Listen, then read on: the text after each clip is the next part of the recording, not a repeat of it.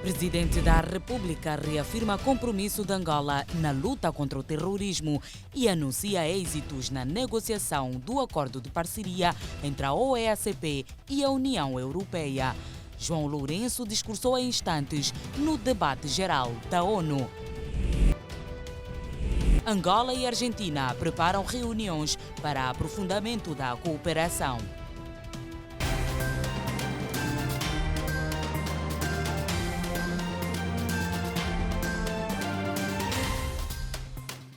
Boa noite, está no ar o Jornal Cipra. O Presidente da República, João Lourenço, discursou há instantes no debate geral da Assembleia das Nações Unidas em Nova Iorque. O compromisso de Angola na luta contra o terrorismo e a negociação com êxitos do acordo de parceria entre a OEACP e a União Europeia estão entre os diversos assuntos que dominaram a intervenção do chefe de Estado angolano. Vamos acompanhar o discurso na íntegra.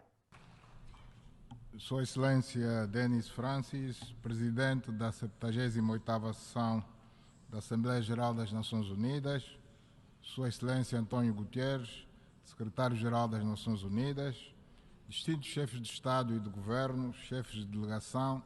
minhas senhoras, meus senhores.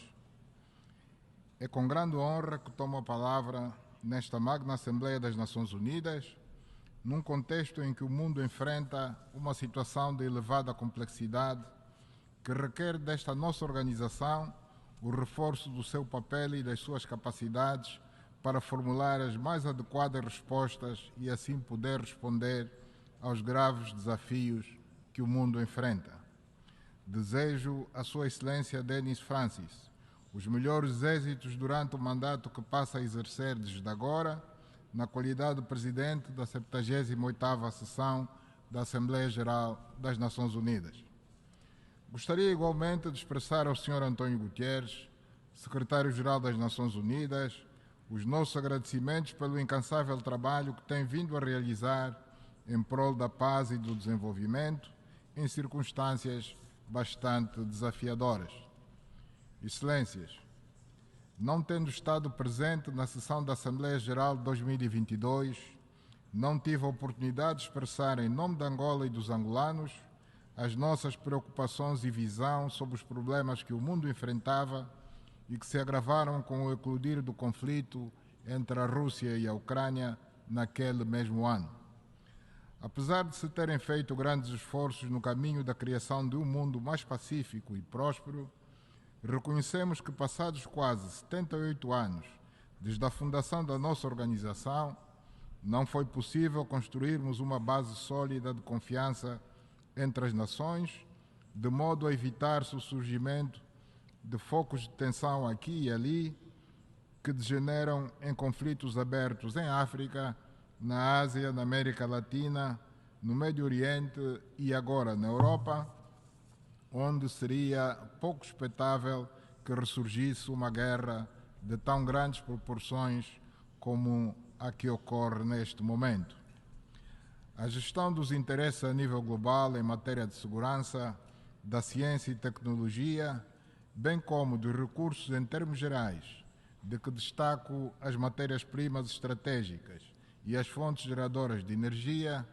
não satisfaz ainda os interesses e expectativas das diferentes nações e povos do nosso planeta. É fundamental que façamos tudo o que está ao nosso alcance para promover continuamente o respeito e a observância dos valores estabelecidos na Carta das Nações Unidas e no direito internacional, para que possamos corrigir a perigosa trajetória que o mundo tomou após a queda do Muro de Berlim. Na abordagem dos problemas contemporâneos das relações internacionais, destacamos a importância de se avaliar com objetividade a natureza e a origem dos conflitos e as perspectivas da sua solução, sempre no respeito às normas universais que regem as relações entre os Estados. Excelências, não se pode deixar de reconhecer que o fosso entre os países em vias de desenvolvimento e os desenvolvidos continua a ser uma realidade inaceitável por não haver, em muitos casos, uma verdadeira vontade política para a ultrapassar, tendo como consequência as dificuldades de acesso aos recursos financeiros e materiais necessários à concretização de projetos de desenvolvimento, assim como os condicionalismos impostos à transferência de tecnologia, constituindo-se em fatores que retardam a implementação dos objetivos de desenvolvimento sustentável estabelecidos na Agenda 2030 das Nações Unidas. Gostaria de saudar o apelo do Secretário-Geral à reforma da arquitetura financeira mundial e ao estímulo dos ODS de pelo menos 500 mil milhões de dólares por ano para fazer face aos desafios emergentes. Por não se verem adequadamente representados numa grande parte das instituições de governação mundial, os países em desenvolvimento não estão em condições de exprimir as suas sensibilidades e fazer valer os seus pontos de vista ao nível apropriado e contribuir assim para a formulação de soluções realistas dos seus problemas. Esta situação gera ansiedade e frustração das populações mais vulneráveis que, ao não verem satisfeitas as suas expectativas, tornam-se facilmente permeáveis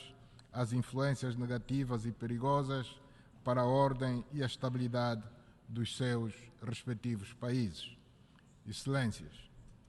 nas últimas décadas, a África testemunhou transformações que galvanizaram mudanças com impacto nas gerações vindouras. Muitos países africanos resolveram conflitos, investiram o que lhes foi possível no desenvolvimento socioeconômico e promoveram a educação dos seus cidadãos, tornando-os mais informados e dispostos a contribuir para o desenvolvimento econômico e social dos respectivos países. As transições democráticas tornaram-se regulares e as instituições essenciais para a consolidação da democracia mais interventivas e, por isso mesmo, mais capazes de dar sustentação e solidez às conquistas democráticas alcançadas nas nossas nações. Trata-se de um registro que deve ser enaltecido e estamos convencidos que tudo deve ser feito para que não ocorra um retorno aos modelos que vigoraram antes do advento da democracia em África. Contudo, a falta de perspectivas que se observam em muitos dos nossos países, no plano econômico e social, cria um terreno fértil para a subversão e para a fragilização das democracias recentes no nosso continente. Torna-se, por isso, urgente e imperativo que seja concedido apoio real ao desenvolvimento por via do financiamento, em condições favoráveis para a construção de infraestruturas de produção e distribuição de energia elétrica e de água potável, de vias de comunicação rodoviárias e ferroviárias, de saneamento básico, de construção de escolas, de hospitais e outras, e também no investimento privado direto nas economias africanas, para que a África possa passar a ter uma contribuição maior na economia mundial. Em África, temos procurado buscar os caminhos que nos levem a sair do estado em que nos encontramos atualmente, como a iniciativa da criação da Zona de Comércio Livre Continental Africana, com mais de 1.000 milhões de consumidores e que constitui, por isso, uma plataforma impulsionadora de progresso do continente. Os parceiros internacionais da África devem acreditar e apostar no nosso mercado, porque terão seguramente um retorno satisfatório dos seus investimentos nos diferentes setores das nossas economias em que decidirem investir. Pretendemos atender às expectativas dos jovens africanos, que se veem forçados a tentar realizar os seus sonhos fora do seu continente, em contextos de adaptação quase sempre difíceis,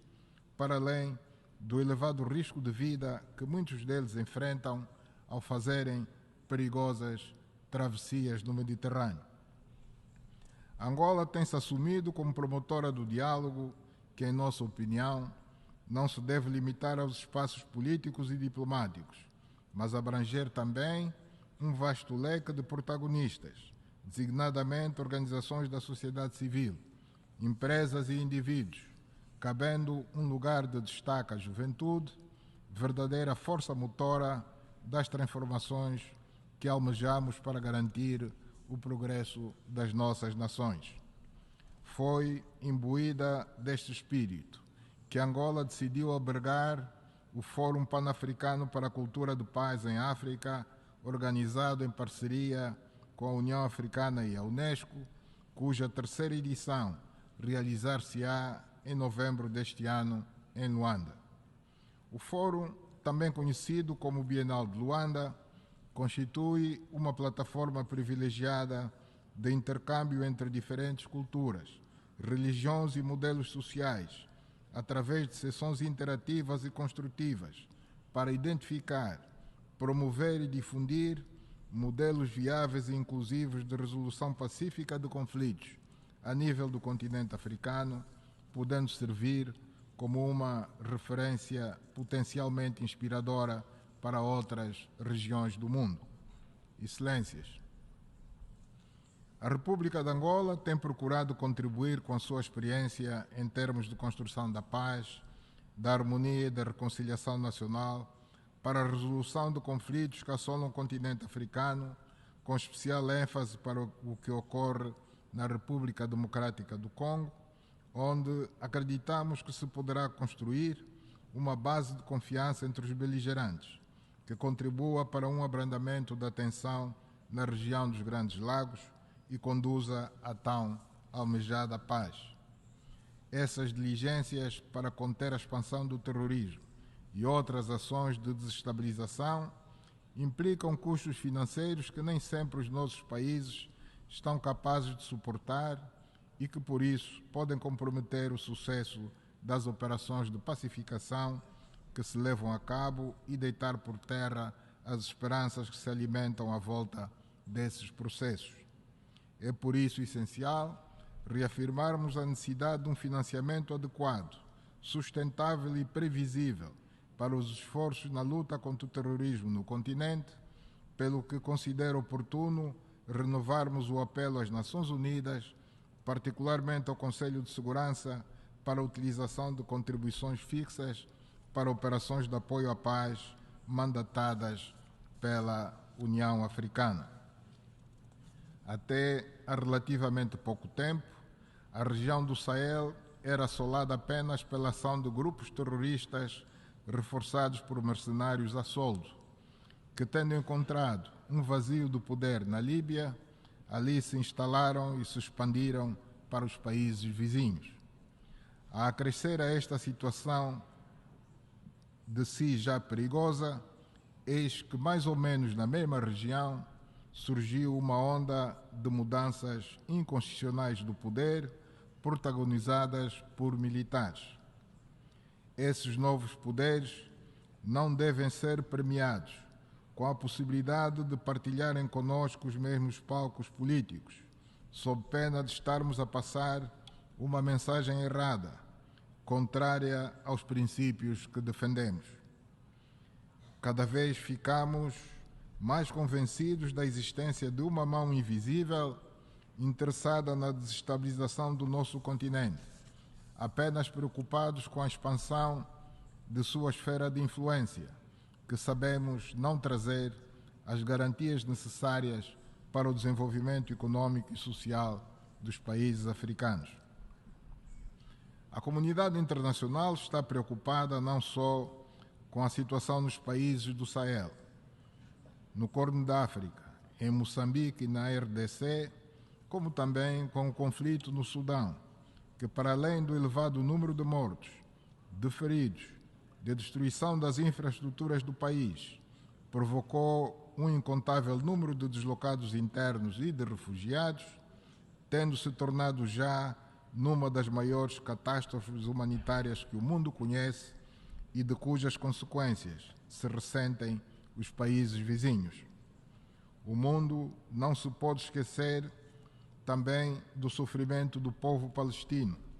e muito menos ignorar a necessidade da aplicação da resolução do conflito no Médio Oriente, com destaque para o israelo-palestino, cuja fórmula de 2 Estados a conviver lado a lado de forma pacífica já foi encontrada pelas Nações Unidas há anos,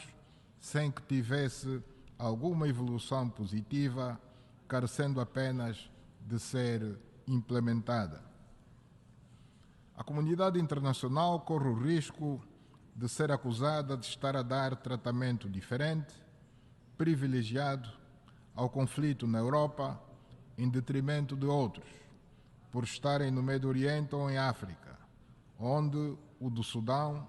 é tão mortífero e destruidor quanto o da Ucrânia, mas que merece menos cobertura dos mídias internacionais e menor atenção dos grandes centros de decisão sobre a paz e a segurança mundial. Na Europa, a guerra entre a Rússia e a Ucrânia deve merecer toda a nossa atenção e premência de se lhe pôr fim imediato, pelos níveis de destruição humana e material que aí se registram, pelo risco de uma escalada para um conflito de grandes proporções à escala global e pela incidência dos seus efeitos nocivos sobre a segurança energética e alimentar. Todas as evidências indicam-nos ser improvável que haja no campo de batalha vencedores e vencidos, pelo que se deve encorajar as partes envolvidas a privilegiar tão cedo quanto possível a via do diálogo e da diplomacia, estabelecer-se o cessar-fogo e negociar-se a paz duradoura não só para os países beligerantes, mas que garanta a segurança da Europa e contribua para a paz e segurança mundial. Excelências, nos últimos 3 anos enfrentamos um grande desafio global que nos foi colocado pela pandemia da Covid-19, que veio demonstrar a importância e a força da solidariedade entre as nações, como base para se fazer face e resolver os grandes problemas globais. Este exemplo deve servir como paradigma do nosso comportamento para enfrentarmos outros desafios, sobretudo os que se referem ao combate à pobreza,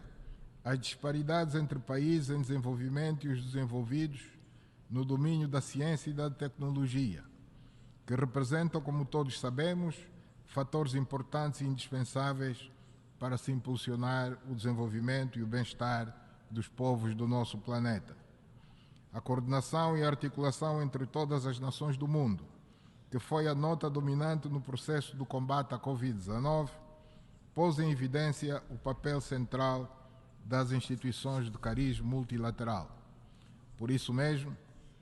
consideramos que o pluralismo nas relações internacionais é o principal garante da eficácia das ações que empreendemos para resolver as grandes questões que afetam a humanidade nos tempos que correm. É evidente que, na perspectiva do multilateralismo, as Nações Unidas têm de se capacitar para assumir um papel efetivo no cumprimento das suas atribuições, impondo-se com urgência a necessidade da reforma do Conselho de Segurança, por forma que este órgão reflita a realidade dos tempos atuais, total e profundamente diferente da vivida imediatamente após o fim da Segunda Guerra Mundial. A República de Angola defende, por isso, a necessidade da revisão da representatividade das diferentes regiões do mundo no Conselho de Segurança. Neste domínio, no que diz respeito ao continente africano, defendemos o consenso de Zuluini e a Declaração de Sirte, que estabelecem a necessidade da atribuição à África de assentos como membros permanentes do Conselho de Segurança, com todos os privilégios inerentes à categoria. Excelências, as Nações Unidas vêm lidando ao longo de décadas com uma série de situações a respeito das quais tem sido adotado um conjunto de resoluções que são simplesmente ignoradas e desrespeitadas, sem que isto produza alguma consequência para os seus protagonistas. Penso ser necessário refletirmos juntos sobre a necessidade de procurarmos criar mecanismos que reforcem a autoridade das Nações Unidas para que não a desacreditemos e nem fragilizemos o seu papel decisivo na construção de uma arquitetura de paz e segurança mundial eficaz, a qual todas as nações do mundo se devem sentir vinculadas com um forte sentido de comprometimento, independentemente do seu poderio econômico ou militar. É por isso oportuno salientar a importância do cumprimento das resoluções vigentes a respeito do embargo contra Cuba e do conflito que perdura no Médio Oriente há décadas entre Israel e a Palestina. Importa recordar que no ano 2021 participei nesta cidade numa reunião do Conselho de Segurança com o propósito de discutir a questão do levantamento do embargo de fornecimento de armas à República Centro-Africana, não tendo-se registrado desde então algum progresso sobre esta matéria, o que afeta seriamente o exercício de um direito fundamental dos países de terem o seu próprio exército nacional para garantir a defesa da independência, da soberania e do normal funcionamento das instituições do país. Reitero uma vez mais a pertinência de se colocar a abordagem deste tema na agenda do Conselho de Segurança das Nações Unidas, para que se tome uma decisão que permita à República Centro-Africana cumprir cabalmente com o seu papel como Estado independente e soberano, não tendo a necessidade de recorrer à contratação de forças paramilitares estrangeiras por tempo indeterminado. Excelências, a República de Angola preside a Cimeira dos Chefes de Estado e de Governo da Organização dos Estados da África, Caraíbas e Pacífico, o que nos confere a responsabilidade de abordar alguns aspectos relativos a esta organização. Concluiu-se com êxito a negociação do acordo de parceria entre a Organização dos Estados da África, das Caraíbas e Pacífico com a União Europeia, cuja cerimônia de assinatura deverá acontecer brevemente, marcando assim uma nova fase desta cooperação adaptada à realidade atual e às aspirações dos Estados-membros de ambas organizações. Este importante instrumento sobre o qual assentará a cooperação entre a Organização dos Estados da África, Caraíbas e Pacífico e a União Europeia define as bases sobre as quais se vão projetar as ações nos mais variados domínios, com um especial destaque para a sustentabilidade ambiental e as alterações climáticas, o desenvolvimento humano e social e a migração e mobilidade. Como Vossas Excelências sabem, a OEACP integra 79 países de 3 continentes e 3 oceanos,